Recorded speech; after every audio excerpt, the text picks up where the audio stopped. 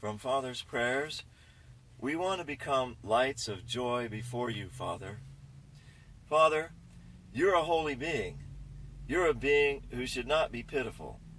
As the Lord of creation, you're the symbol of eternal glory and power.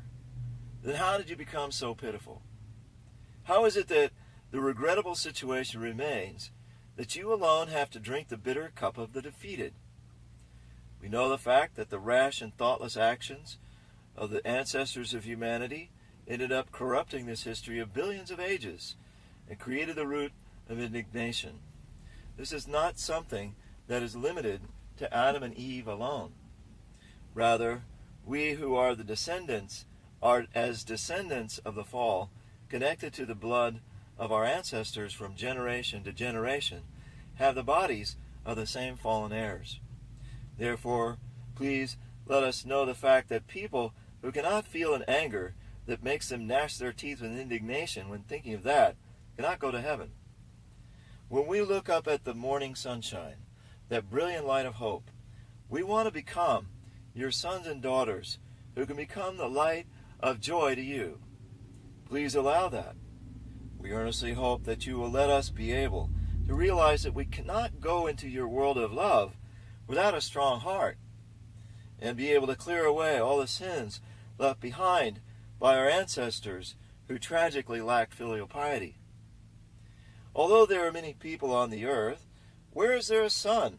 Where is there a daughter who is able to embrace and comfort your wounded heart?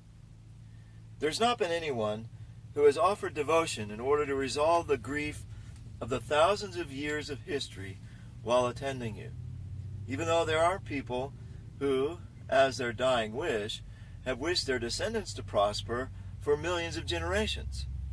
There's not been a single person who has advised that we must live a certain way because it is God's will. We know that on the path of death, many of our ancestors wished blessings on this people as their dying wish. But all those dying wishes could not help but disappear. Today, the members of the unification movement must not become people like that. We know that even if humanity disappears, only if their dying wishes remain will their dignity be established. We know that because that kind of path is the way humanity must go. You have planted in our minds that we must go that kind of path. We will become offerings before your will. We must become a movement that's able to go along that path more actively than anyone else.